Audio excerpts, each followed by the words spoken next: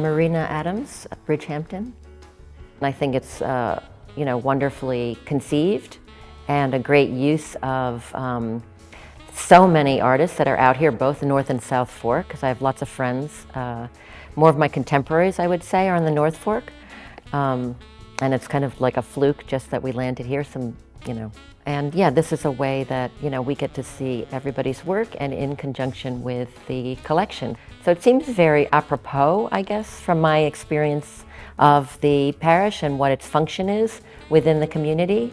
I will say that it was also, wonderful to go through and see lots of things, to see what the collection was. But, when I think about the paintings that were made out here, de Kooning is probably, he's been a very, very important artist for me. When I first moved to New York in the 80s, for school at Columbia, I would go to Xavier Foucault Gallery and see the de Kooning paintings and Joan Mitchell in particular. They had a very strong influence. And I'll say, de Kooning's early work, which I appreciated, but it never really affected my practice and affected my studio. I really just sort of was outside of that, all the gesture and everything, because it took me a while to figure out where gesture was in the work. But when I saw the late work, it just knocked me out. And so I think when, you asked me to do this, I sort of ran to the phone anyway, and, asked, what do you have in the collection by him? And yeah, so it's very exciting for me to be able to put a painting of his up and mine up. It's always very different looking at something, in person, and and what is, I think about that, what is different, because work can look great on, especially if you use color, it can look really great on the internet, on the phone, even on those screens.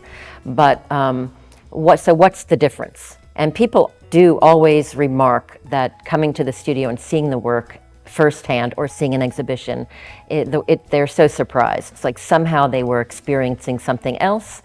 And I really think it has to do with vibrations. And I think that, art's alive. And what we do in here is, it's energetic, and it has to do with vibrations. It's different than music. Obviously, music, I think, is much more, it literally electrifies the space and the air, but painting can as well. I usually, to get going, I work a lot on paper. And I continuously work on paper, but I was away for a couple of months, so I had to come back and, on the one hand, I was sort of recharged from time off, and we looked at a lot of art and, spent a couple months in Paris and just all over. Did a show in Berlin, etc. And coming back, again, reminds me to get back in gear in a way. I just work things out on paper, and gouache a lot, and crayon, and so drawing. And then I get to the canvas. And so when it comes to the canvases, I draw first, so I get a sense about where I'm going. And this is also what the sort of break. If I can say, I studied New York painting. European painting, of course, art from all over, but if I think about New York and New York painting and the abstract expressionists, I really sort of had to slow things down in a way. And I say that, but that said, if you look at de Kooning painting, he paints actually, those lines are often very, very slowly worked. So, he's moving, in a way. So this whole notion of slash, is really quite false. But I do like to put a structure down first. It's not that it can't change, but it gives me a place to start. And this is something I learned early on as well from another artist, another teacher, because I think we have to use our history and the history of art and painting.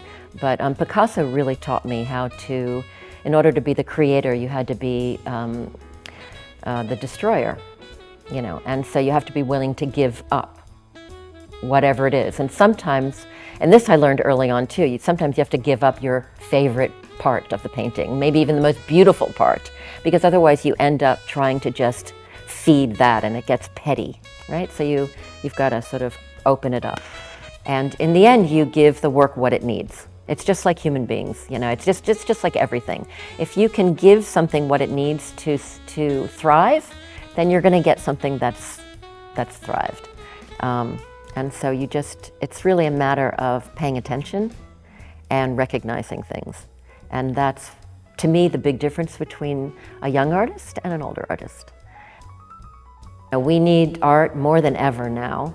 We're in, I think, in many ways, a time of crisis. And I think that we need to remember that we do have power, that people have power. And I also think that, you know, the thing about the power of art is you can affect it. It's like you throw a pebble into a pond and the ripples happen. Dialogue is so great because it really just, you spark and then, yeah. I always found teaching was like that too, tell you the truth. You know, I always encouraged, I told them no question is stupid. You know, that every question can spark dialogue and all dialogue is healthy.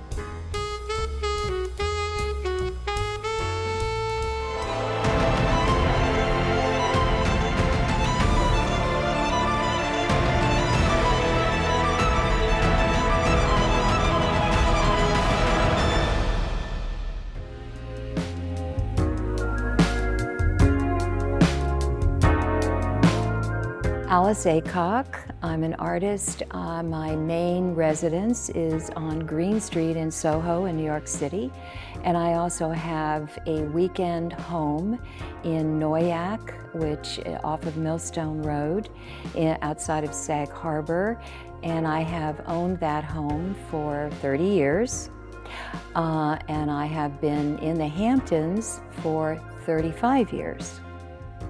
So many, 35 years ago, I had a very good friend, Hermine Freed, who was married to James Ingo Freed, the architect. Her friendship and the group of people that I met through the Freeds, it became this sort of group of artists and architects and journalists.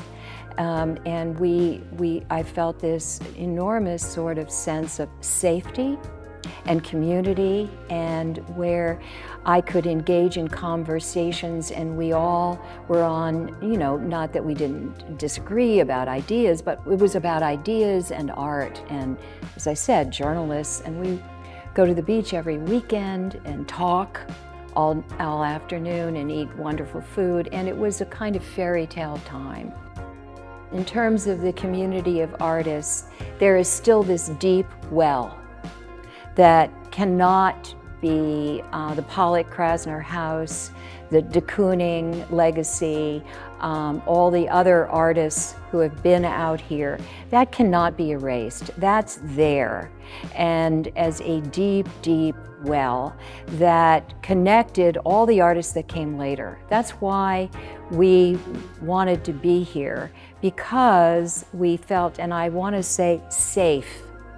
And at the time, and I think the Parrish embodies that, because it is a museum, and it is a museum that has a collection. What I would say is, and I mean this, art didn't exist in the United States in terms of, it existed, we know that, but there was not this recognition of the significance of art until the abstract expressionists, for the most part.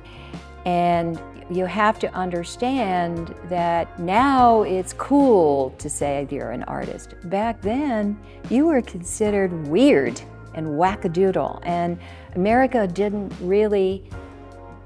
not have the same sense of reverence for art that Europe did.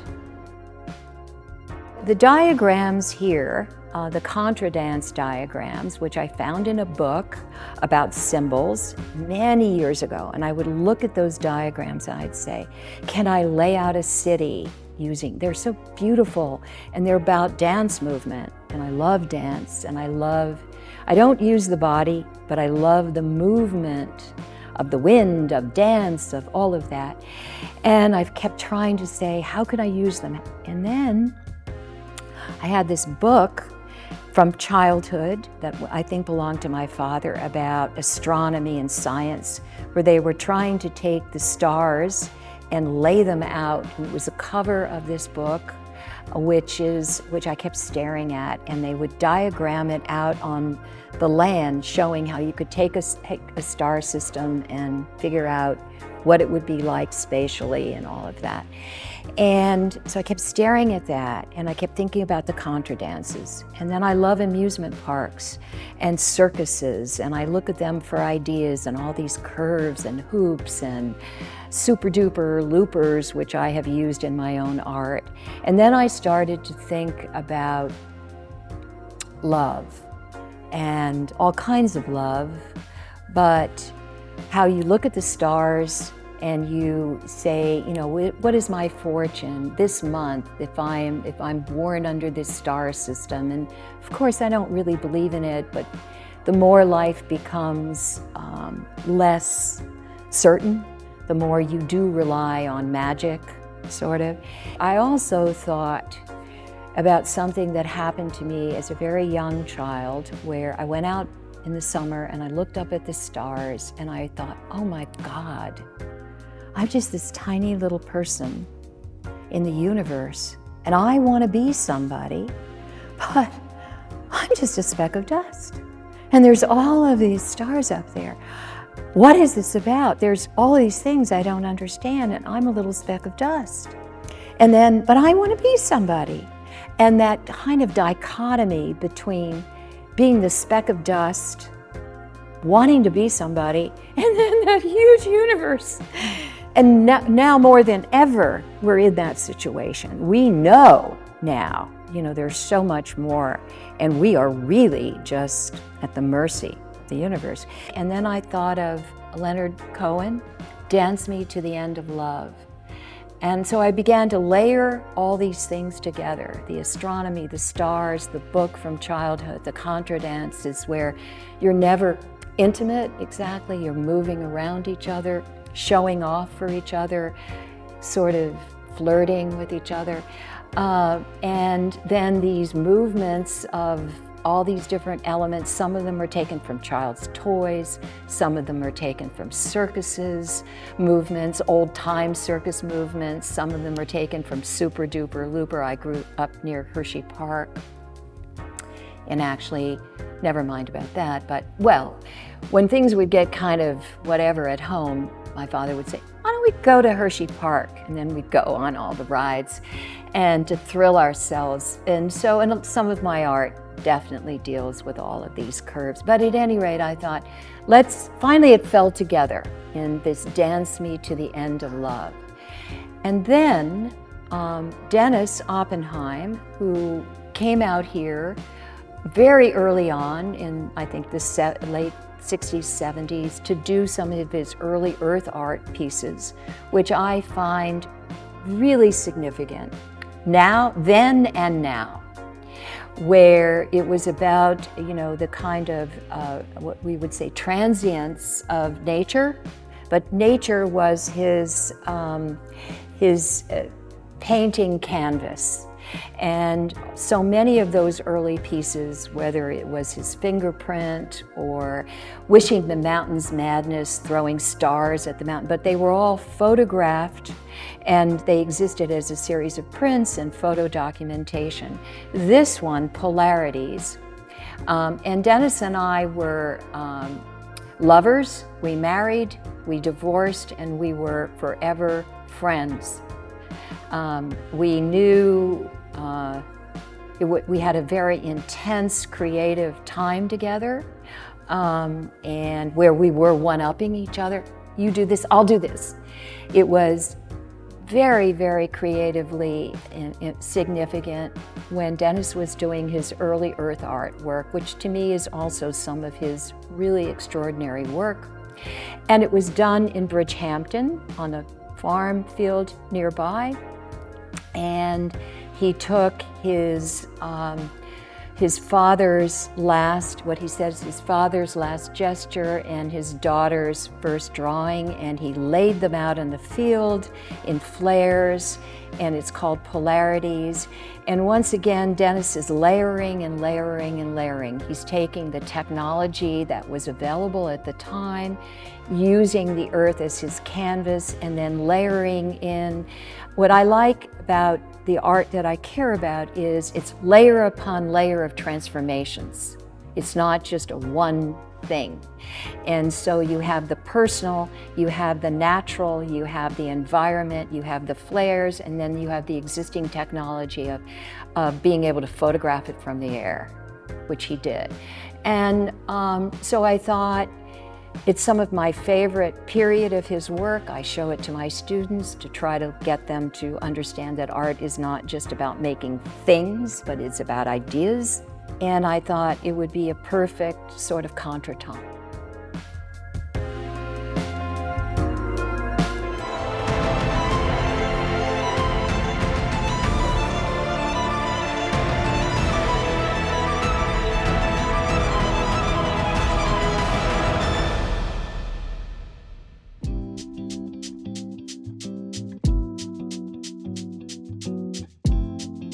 My name is Alex Pearlstein, and I have been living in Orient for 11 years. I have been going to the Parrish since I was maybe in my teens, when I first started spending time in this area. And I'm so happy to be part of this show. I feel like it came at such a perfect time for me with the works that I have in the exhibition, because they incorporate other artists' work in them. And it's something I have done over the years. I've worked through in many different ways. And probably there's some aspects of that in most works that I make, but in this body of work, it's really foregrounded. And I found so much overlap with works that are actually in these works and artists in the collection. This way of working started for me in the early 90s, and I was working with, they're mostly images cut out of magazines, all kinds of magazines. And I know I've been stressing the art, other artworks in these, but there are also all kinds of other images. And it kind of, this way of working kind of came together in a body of work called Interiors, which I made in 1996. And I think there were 18 collages that were part of that body of work, but 6 of them became storyboards for actions that I performed in a video. So sometimes I feel like it's a stretch to say it, but it's also probably true that everything goes back to thinking through performance in some way, or I'm always working with the figure or actually people. And I think more about people and like a person than the body. There's a work that I made with an early Chuck Close, his big self-portrait, which is something that's been in my picture archive since the early 90s. And a lot of the images that are of very well-known artworks that I've collected are things that I guess are, iconic, and that I may feel very ambivalent about or conflicted about, but I know they're just in my consciousness, whether I want them to be or not. I wasn't really looking for Philip rather Chuck Close in the collection. But when I did find the Annie Leibovitz portrait of him, I didn't want to use a work that he made. I wouldn't want to choose to hang his work. But when I found the portrait of him, and I think it's such a kind of incisive portrait, I just felt it really made sense to work with it. Some of the choices came out of kind of recognizing how there was this thread between the works of artists in the East End who have worked on the East End, and also I think I started with because it was what I had just started working with maybe when the show came about, of the collages that incorporate Philip Pearlstein's figures. So I think all except 2 of the works that I chose have Philip Pearlstein figures in them. And I think I had originally had like a smaller group. And then when I started finding some of the other works and sort of making some of the other connections, and I think it started with the work that has Carolee Schneemann and Pollock, and realizing, oh my God, you know, this happened.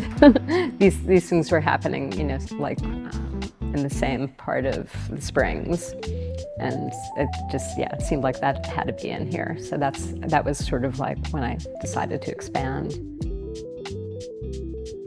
So one of the earlier collages in this body of work has Carolee Schneemann performing Interior Scroll. And I was looking for Carolee Schneemann work in the collection. I didn't find one, but then Corinne showed me that there was in fact a really wonderful photo of her by Fred McDara. And it's not the angle that you usually see, and I just felt like everything came together when Corinne showed me that photo. I'm so pleased to have that here. There's a work that has Hiroshi Sugimoto Seas, and I'm not sure how I came upon it in searching the collection. I think one late night I just thought, I just need to go deeper into this. And I found Mary Ellen Bartlett's work of those Hiroshi Sugimotos in storage. And I couldn't believe it because the collective title of this group of collages is Archive Collages. And just seeing the way that just seeing her photograph and that the works are in storage, and just thinking that way about like archiving and collecting and the kind of life of artworks when they're not exhibited. And it's a beautiful photograph, so I was very excited to find that.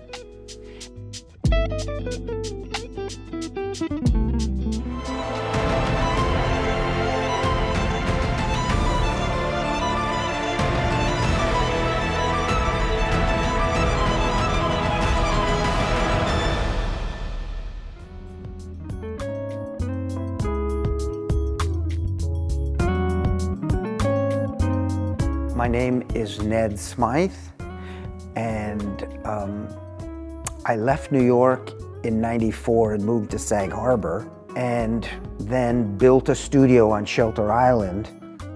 Well, I think this show, Artists Choose Parrish, is really interesting and smart. There's such a community out here of artists that are international, most of them.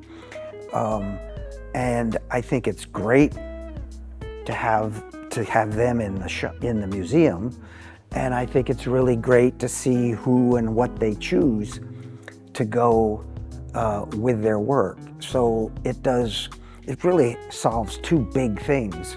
It shows kind of the collection, which is harder for most museums to show, and it shows kind of work that people are doing. So I think that particularly was a really smart, and the fact that there are 3 shows so that it's almost a year, so you can have quite a few people in that and also see a lot of the collection. I think was a super idea. When you asked me to do this, I kind of went, let's see how that works. So, and this work, which was became architectural, was way before postmodernism. I then did a show that was very cloistered, and then I did, after that, because Dennis Oppenheim had said it looks Catholic, I then did a show called The Garden, where the capitals weren't architectural, but were palms, and so a show I did with Brad Davis called The Garden. Architects began to copy those and put them in their buildings. And that would have been, you know, in the early 80s. And then they began to talk about postmodernism in architecture, but they were stealing stuff from me and putting it in their buildings.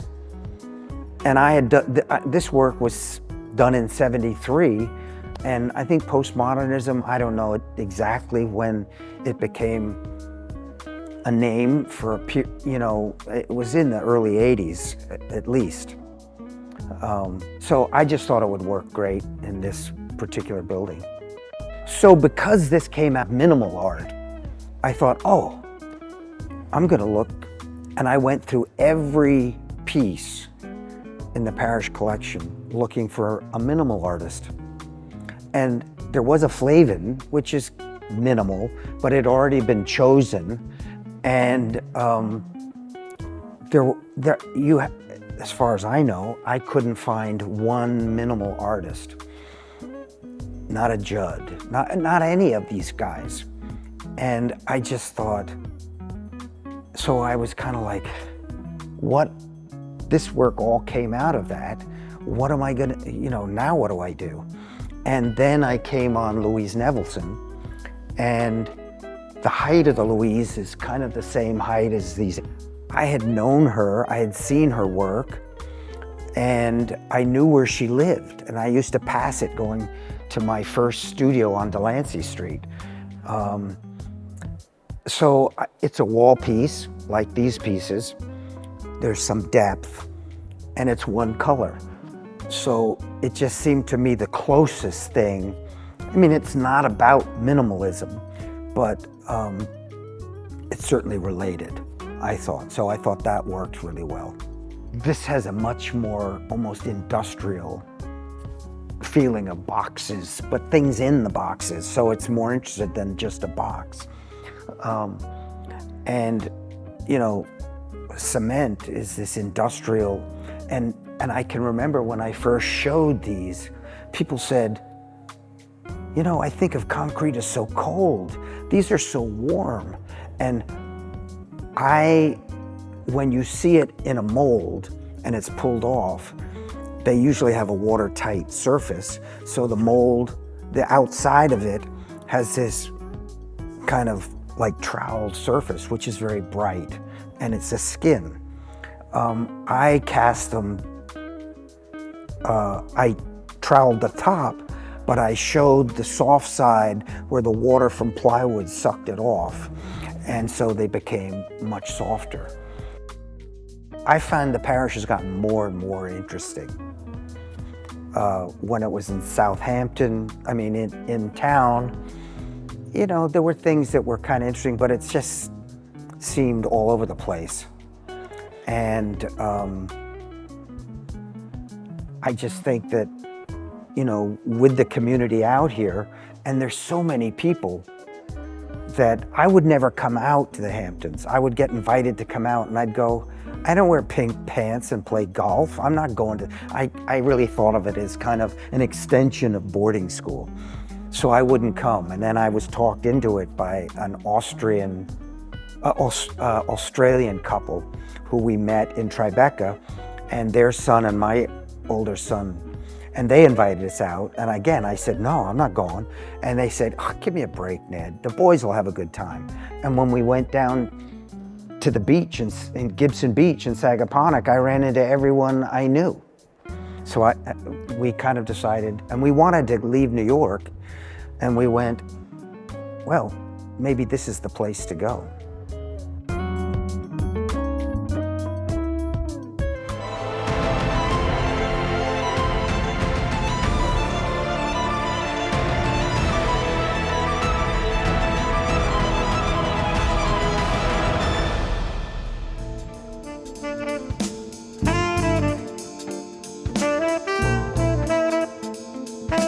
My name is Donald Sultan.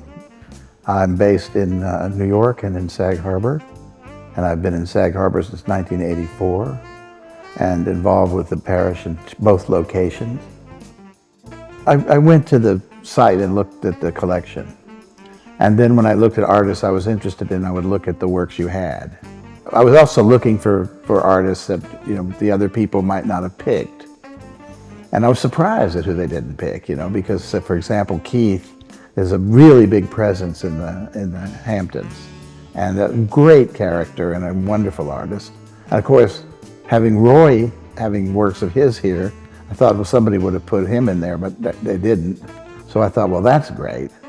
And then I thought the Birchfield was one of the major pictures I've seen, you know, in any museum. But to have it, if you in the Birchfield museums, you have a lot of great works, but when you can confront one by itself and see one picture, I like that idea. I tend to think that one picture is really contains everything an artist can do, and that's a great one. And then the drawing is also terrific. So, and then Valerie, I've known for a long time, and I've always admired her work. She was really figured in the pattern and decoration movement, and I thought, you know, I'd never seen her work here in the museum. Maybe it had been shown here, but I hadn't seen it. And I just thought it was time to, I'd like to see her too, by the way. And so I put her in there, and I guess you had some nice pictures of hers.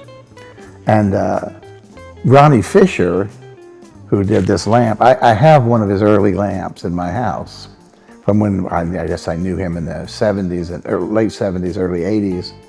And when I was showing at the museum in Kansas City, he had done all the lighting for the Civic Center, the big outdoor lights, which is, he's an incredibly creative and fantastic guy, and I never see his work anywhere, and I wanted to show it. And I wanted to show it with Keith. I wanted to keep show that there's different forms of using the industrial materials that are worlds apart, really. I mean, between electricity with fluorescence, or neon, sorry, and regular, you know, lamps. His range is spectacular. So I wanted to pick work that was physical and also so pointedly what they were, that any one moment, any picture or anything that they had in here sort of says it all that you have. And then I thought I would include 4 pictures from different times of my work, and which people hadn't seen before, because there's a number of pictures I have here in the museum, which they've seen pretty much a lot. And I thought, well, I'll show some of the ones that haven't been shown. The black flower button here came out of these pictures I'd made that were floral, and I shifted it over to making them industrial, like a button, plastic. So I achieved this way of making these highly polished surfaces that were totally unnatural. And the center buttons, the center of the flowers go back to the early 80s when I did the Morning Glories, and I did dominoes, and I mean, I've used that image, the circles of oranges and so on, for a long time. And this one was the oranges in a pot was a kind of a blending of the disasters and the florals, because I showed them all at the same time. And this was one of the last disaster pictures and floral pictures in a pot that I'd made. And I decided, you know, hardly anybody's seen it because I haven't shown it in New York. So I thought it'd be good to see. And it goes with the ideas like, say, Roy's brush strokes, which are really just what they are, you know, just like they're pictures of brush strokes, and these are pictures of disasters and pictures of florals and things like that. And while this has a certain amount of weight, I've always tried to make my paintings very heavy, almost sculpture at the same time, but visual sculpture, not coming off the edge, off the front of the canvas with impastos or things like that. It's just the idea that they're heavy and they're sculpture and they're visually sculpture, and that to combine it with this big neon picture. I actually, when I picked it, I didn't realize it was so big. And also it has the half semicircle on the bottom. So that was really great. And Dan Rizzi I've known forever. He's been out here since he came out here just after I did, and he's been doing a lot of interesting work, and he was very active in the museum, and I thought he should be represented. And I guess that's pretty much everything that's in here, is what it is. I just thought it's nice to have, you know, as I said in my wall mount, I guess, that every work in here is specifically pointed. There's no meandering thoughts. Every thought is very specific and it's very clear.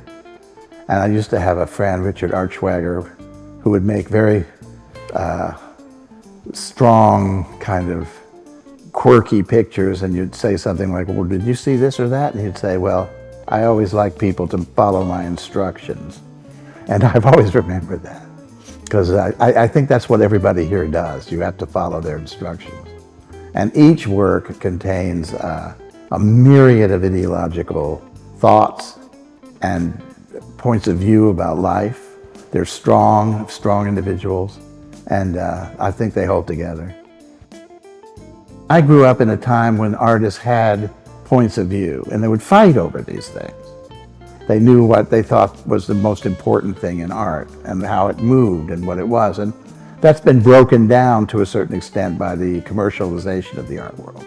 Now it's just sort of like whatever you can sell, whatever your kooky idea was. And Oscar Wilde said that unfortunately, we live in a time when people think that art has something to do with self-expression. And I think that's a very funny statement, because it's really not just self-expression. It is a point of view of what you think that the world is, and what you think you are as a person, and what other people should be or are, and think about it. And it has to reach those people. It has to move them in some way, because the ideas of going into a museum or any place to see, unless you go specifically to a one-man show for an artist, you're only going to stand in front of a painting for 5 seconds, maybe at the most 30 seconds, and before you move on. And there has to be something in the painting that's so strong that you remember it, and that you'll revisit it if you can. It happened to me when I was traveling in Europe, and I wandered into a museum. I think it was in the Netherlands. And I went into a room of Rousseau, Henri Rousseau, and I was 18, and I was just totally blown away by it. And I've never forgotten that moment of what it was like. And you know what he thought, you know, and you know what people think when you see the works that I pick. It's not, you know, random. They're intelligent, and they're forthright, they're strong. And a lot of the artists that are in this group are like that, and I like that about it too.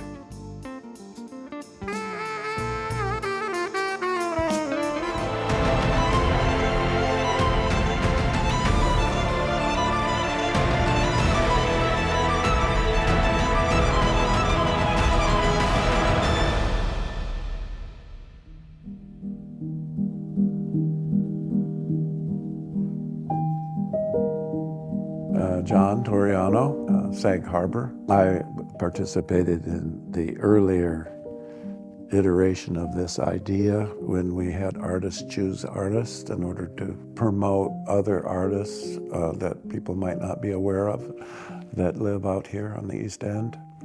It all started with a dot. And this is about 1968 when I first moved to New York. And there was a lot of anti-painting. As every 10 years, that anti-painting, I was against that idea. So Greenberg promoted this concept of essentialism, which was that photography became the technique for reproducing imagery. And so that took it out of space, out of the working for painting. Painting wasn't supposed to do that now. So everything was supposed to be essentially what it was. So painting should be about paint. It should be about flatness. It could be about color. It shouldn't be about imagery. Sculpture had to be about defining its space and so on. And at the time, I resented that. I didn't even know I was being a rebellious person. But I remember writing down in my notebook, less is less, more is more, no more, no less. And I began to make paintings that had all the different possible ways of creating illusion, but while remaining abstract. So I had a thick over thin part of a painting, and then I had these perspectival bands, and then I used dots as a way of creating illusion. At the time, I wasn't thinking of them as stars. I was with my friend Murray Hockman at the time, and I picked it up and I said, wow, that does something that the dots do in a less way. So I started using the gems because of the way the reflections would remind the viewer that wherever they were was at that moment unique. And I like the idea of incorporating the three-dimensionality of the viewer and it's his or her relationship to the experience of looking at the painting. But eventually it got me to paying attention to stars, and I wanted to have more interesting distributions of the jewels and the dots. And because I found if I just did them without thinking, they ended up being cliched, 1, 2, 3, 1, 2, 3 moves. So I thought, where are there dots in nature? Boom, stars. And the Big Bang was something that I immediately connected to as far as the oxymoronic aspect of painting. What makes painting particular is my defense against the argument against painting, and that is the paradox that painting is, the art of painting is essentially the invention of abstract flat shapes to evoke meaning. Well, I think it's a very similar role for out here as the Whitney was for there, in a sense. It was the Whitney Museum of American Art. They specialized in younger and new and different artists. And in a way, I see the Parrish functioning that way for the artists in this area. And to feel that there is this institution that promotes and exhibits artists from the area, that's important. This new museum, this new version, it's really stepped it up to a much more of a, let's look at this. It's not just local artists, it's serious. It's part of the potential dialogue in the in the catalog. I look at everyone. And I had many ideas, V.S. Selman's would have made sense because of the stars, and Linda Benglis would have made sense because of the columns and the use of gold leaf and so on. So I went through every one, and I considered all of those works, like from the landscape artists and the seascape artists, the earlier works from the 19th century and so on. That would have been fun. I really enjoyed going through the whole process. I picked the Dennis Oppenheim. It's Splash, Splash. And it's like a big blown up image of a drop, maybe, but converted into materiality. When I was asked to do this and I saw that, I thought, it just seemed right. Why? Because we come from such different points of view in the art world. I think of, but then I started thinking, well, what's common though? His earlier work, he was known much, he got quite successful as a conceptualist, making these really ironic and interesting installations. I had another friend who I was much closer with at the time, back in the late 60s, early 70s, Steve Kaltenbach. We lived in the same building, we were very close. And Steve is a total conceptualist. And I always felt that I learned more if I did the opposite, if I did things that I didn't understand. And so I was attracted to the ideas that Steve was espousing at the time. And yes, I thought it was completely the opposite, but then I started to look at the work more in terms of this idea. And that sculpture has like balls on it, which I forgot about, and we have balls here, and it's also quite a contradistinctive idea, in the sense that you've got aluminum and you've got plastic and color, and that's to make an exaggerated splash. I mean, there are very interesting pop aspects to it, but also conceptual, and it's kind of sculpture, but more painterly. So the use of material, for example, in this work, the use of material, the balls, this one doesn't have gems, but the plywood, the cutting with the routers, the use of drills, plastic gems and what have you, all that materiality is in contradistinction to any potential alternate perception, right? So if you see any illusions of space or movement, then that's in contrast to the feeling of what it is as a big, heavy material. I always assumed that art was about transcending the materiality of the work, and that it was almost like, okay, a mystery that you had to kind of solve. And when you think back on it, that's the concept of transubstantiation. It's a vital idea about Catholicism. And the church, the concept of the Catholic Church, the concept of the universal vision, was a potential view of the world bigger than getting married and have 5 kids and living in a trailer park or something. Like it's bigger than America. It's the whole world. And so having that influence at that level, core level, tied in with what's the meaning of life, which is the primary question that causes people to have a spiritual life. That's how I see my essential core of idea about making work.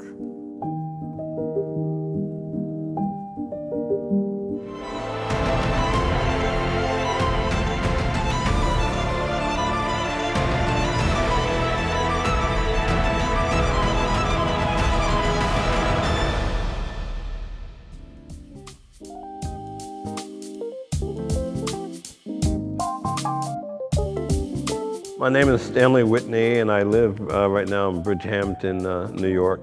The parish is something that I've always been aware of. I just moved out to the Hamptons just a few years ago, but I've been living in New York for the last 40 years. So I think it's a really big part of Long Island and the art scene out here. I think the parish has a wonderful collection of artists, and so I was very pleased with, I was happy to go through a collection and see what you had. I mean, I don't get too much to go to a museum and see their collection. So it's great to pull things out. I mean, I got so excited, I pulled out too many things. I thought, I want this, I want this, I want this. And then I went home and thought about it and then just quieted down. But because I thought I would use much more than I'm using. I'm using this Roman beard, small little, beautiful little collage, I mean, I'm not someone who really, if you think all the things that's written about me, I don't bring up Roman Bearden that much, although I'm quite aware of his work.